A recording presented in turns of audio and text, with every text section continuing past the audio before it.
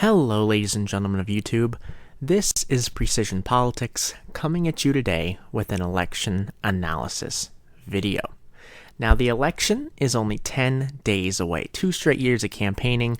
We're going to have a lot to digest finally after this week and a half is up. The incumbent, Donald Trump, of course, going for re-election against Democratic challenger Joe Biden. So today, I thought it'd be fun to do a hypothetical question that we're going to go try to answer right now. And that hypothetical possibility is, if Donald Trump outperforms the 2020 polls to the exact same degree that he outperformed the 2016 polls, will it be enough this time around to have that upset carry over and also beat Joe Biden? Because Joe Biden doing better in the polls right now than Hillary Clinton was this time 4 years ago. So will Donald Trump's upset numbers, his raw percentage points that he outperformed those 2016 polls by, if we apply them to the 2020 polling data, will that also pull him ahead of Joe Biden as well?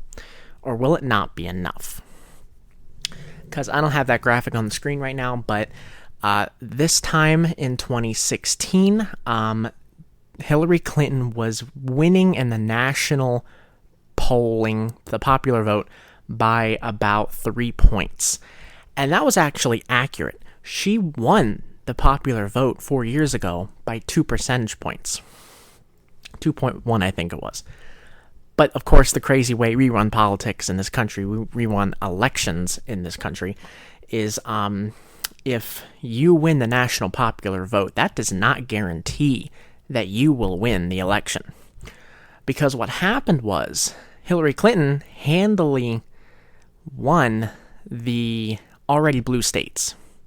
She won them by a mile, it doesn't matter. But the key swing states, Pennsylvania, Florida, etc., she lost.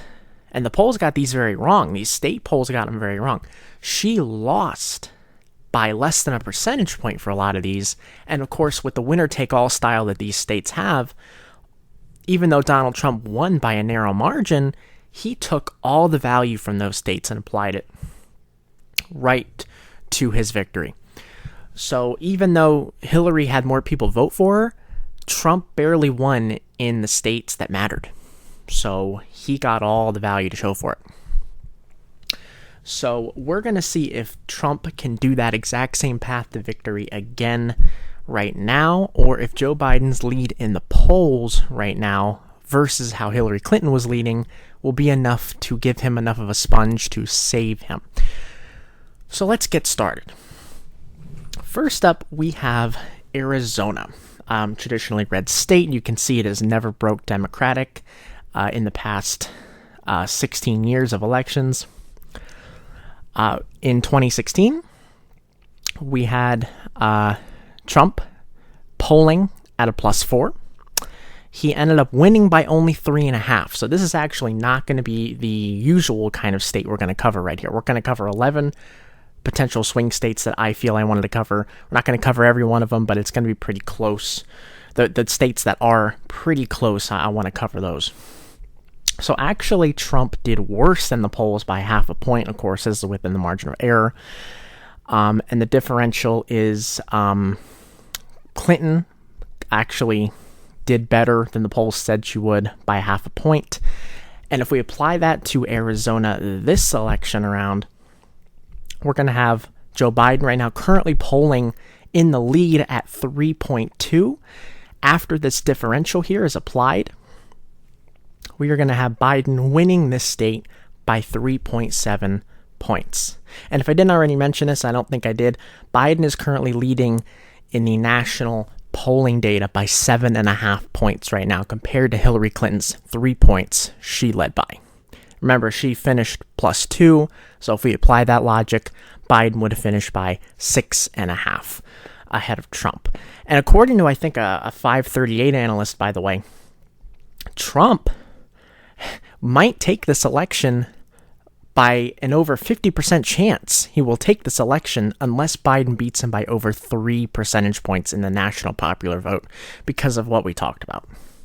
Anyway, going back to the video and the data on hand, that was Arizona. Now let's look at Florida.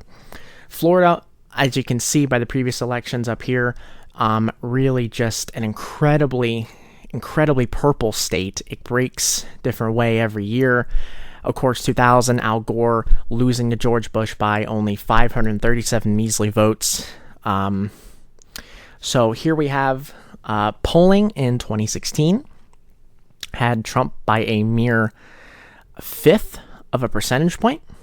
The result was Trump did better by 1 point. So not that big of a difference. And for this time around, Biden, again, with a narrow lead, only 2.1. After that differential is applied, it would be 1.1. So Florida can go any way yet again this time. Georgia. Georgia is one of those states where it's in the deep South. It's red every year. So really surprising that Georgia is actually in play right now. Polling had Trump just shy of a 5-point lead in 2016.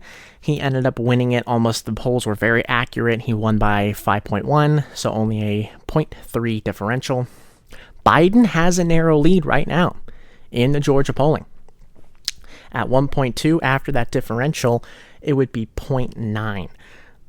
I have doubts if Trump can actually, if Biden can actually get this upset win in Georgia.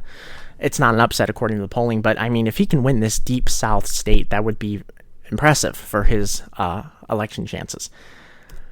Moving on to Iowa, another one that breaks fairly straight up purple most years. Iowa, we had Trump at a +3 4 years ago, and he broke that concept huge. He way outperformed that state poll. 9.5 points he ended up finishing by. Just a massive differential there. Biden has a paltry 0.8 lead right now. If we apply that differential, Biden will get blown out in Iowa by 5.7 percentage points. Michigan, we had Clinton up by 3.4 in 2016, and this was one of those heartbreaking states for Clinton where Trump got all the show for it by barely winning it. He pulled a nice upset by 0.3 percentage points. He ended up taking it by. That was a 3.7% differential. And we have, for 2020, however, Biden with a very healthy lead at 7.8 percentage points. After that differential, it would cut it down by a lot, but it would still be just over 4 points. So that's going to be really tough for Trump to overcome. And stay tuned to the later part of this video. I'm going to talk about the polls this year and what they're doing different than 4 years ago. Let's move on to Minnesota. Minnesota, very blue state traditionally, but not by a mile. So we had Clinton by +6.2 in 2016. She finished, however, with a much narrower lead than anyone gave her credit for.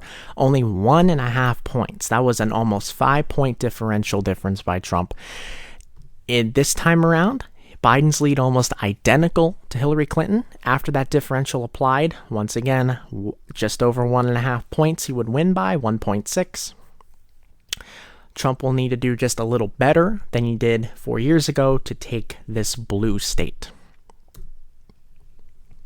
Next is Nevada. It used to be much more red than it is now. We have Trump was actually winning the polling in 2016 by an 0.8. But Hillary Clinton, again, this is another one like Arizona, where Clinton actually did the upsetting. She won by 2.4. So that was a 3.5 difference, 3.2 difference for the differential. Polling shows Biden with a very healthy 5.2 lead. After that differential, it would be 8.4. So things not looking good for the president in Nevada. Next, North Carolina, another one of those traditionally red states. Obama managed to take it in 2008 when he was up against John McCain. Very strong win for Obama that year, but we're going to see if Biden can do the same thing.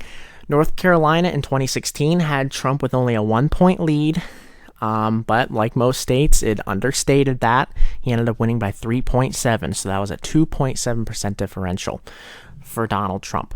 This time around, Biden is polling at plus 2.3. Biden in the lead right now, but after that differential, Trump takes it by less than half a percentage point. This could be one of those states, and this is just my opinion, but this could be one of those states that really, it's as close as any. This could come down to a recount number. It could come down to by just a couple thousand votes. Next up is Ohio. Trump did very well in 2016 in Ohio.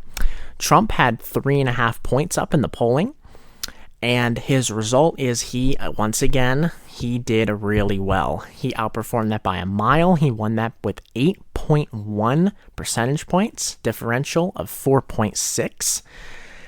And the polling this time around, Trump with a much smaller lead at just 0.6, but after that differential is applied, Trump would win by over 5 points.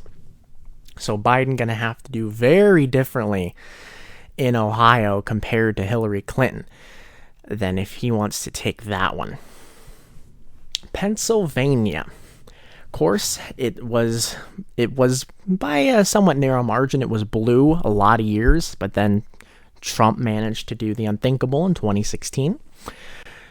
Polling in 2016 showed Hillary Clinton with slightly less than 2 points, but all those delegates went right to Trump as he won the state with 0.7%. That is a 2.6 differential, and after this year, Biden's 4.9% lead would be cut down in about half to 2.3. So Biden looking somewhat safe in Pennsylvania, but it's not by enough to really be comfortable if you're a Biden fan. Next up is Wisconsin. I believe this is the last state we have on this list. Wisconsin, again, one of those states that were blue until they broke for Trump. This is the granddaddy of all upsets that happened here, folks. Wisconsin, Hillary Clinton had a 6.5 point lead, but then Trump, yet again, 0.7%. That was a 7.2 differential. That was huge. The polls got that very, very wrong in 2016. 2020 comes around, Biden's got a nearly 5-point lead, but that differential would give Trump the win by 2.6%.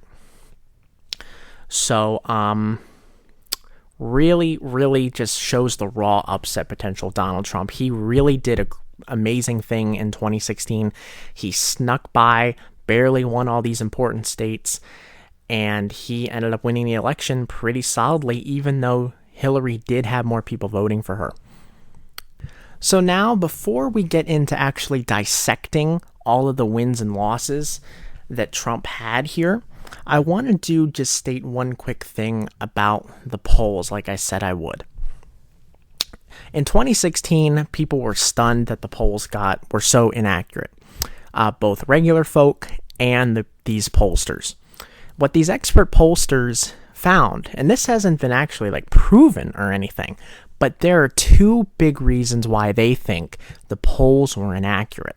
Number one is people made a last-minute switch within 7 days going for Trump, which the polls obviously wouldn't be able to predict because the polls were actually conducted before this short period of within a week of the election.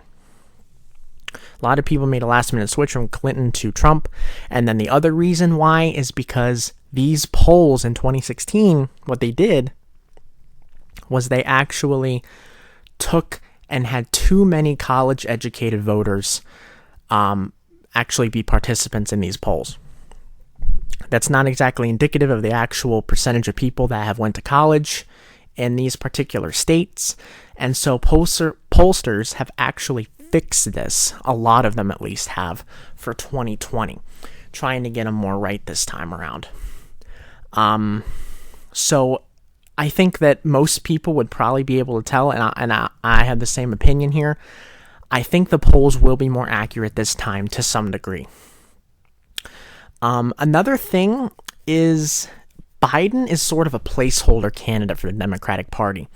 He has a lot of policy positions that are essentially just the Democratic standard ideas. Definitely not the most liberal person that was running in that race.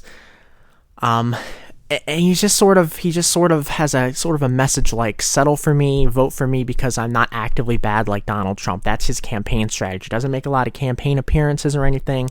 That's sort of how he conducts his campaign. And the thing about it is, it doesn't get him a lot of active despise among the population. It just sort of gets him just a lot of eye rolling and whatnot. It doesn't actively make people despise Biden. That is a little different than Hillary Clinton. Hillary Clinton was a very despised candidate for a lot of people. You all remember the chance of lock her up, the email controversy being so dominated in the media. Everyone was talking about it. It stayed there for months. Biden may have the Hunter Biden thing going against him, but it's not even close to the email server thing. So I think Biden's just, I don't think he gets people actively disgusted in a way that Hillary Clinton did through certain people. So I think that that's another reason, I think, why the polls will be a little more accurate. So all three of those reasons, I see these polls being more accurate. And let's talk about overall how many wins Donald Trump would get here with this data that we just took. So here we have the 270towin.com map, the interactive map that shows us what the election would look like if each and every one of those states went the exact way that we said they would. And what we have here is Biden 326 to Trump 212. So Donald Trump would not come close to winning the election if he only does as good as he did last time. Trump will need to have a bigger, larger upset in these polls.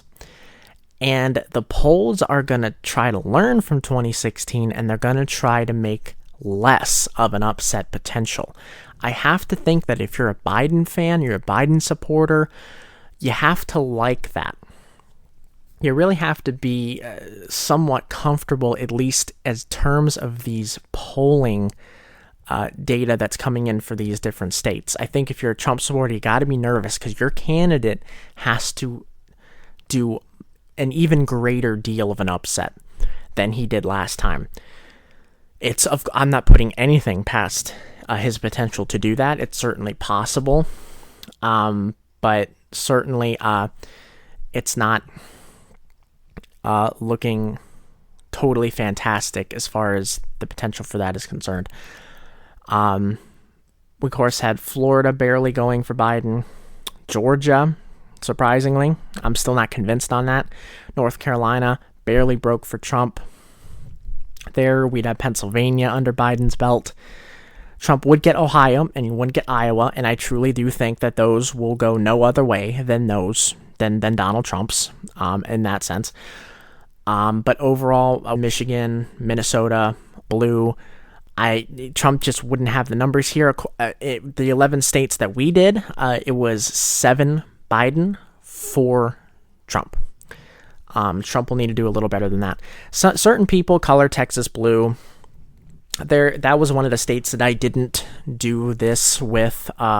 Certain people color.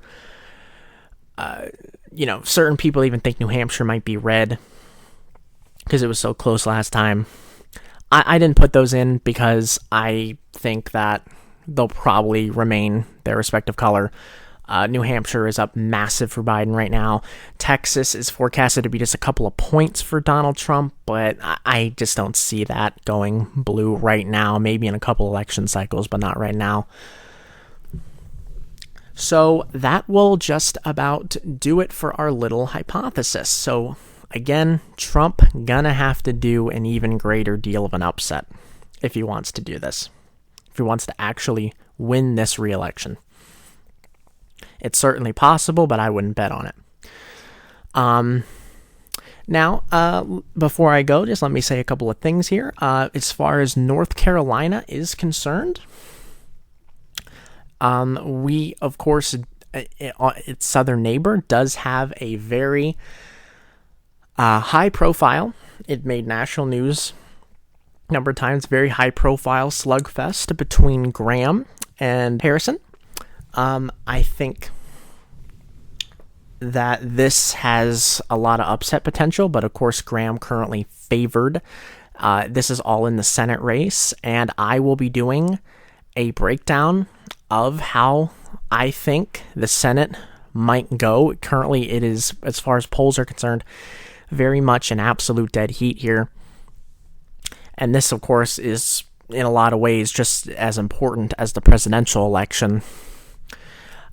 So I'm going to be discussing that in a future video real shortly. I'm also going to be discussing another video that is sort of... I'm going to actually give my election predictions as to what I actually think will happen. I give a little prediction video. Like so many people, I'll probably be wrong.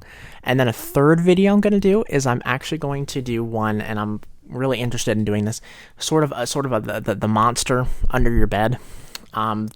The one that has the potential to just cause chaos. This election is really special because it has a ton of mail-in votes, millions and millions and millions of mail-in votes coming in. Trump has already sown the seeds to interpret any delay in election counting because of all these mail-in votes. He's already sown the seeds to actually show that to the public as he's interpreting it as fraud. And that is, it's not good. I don't think there's really any chance there won't be some snags, there won't be delays in counting these votes. I think for sure we won't really have much of an idea who's president the night of November 3rd.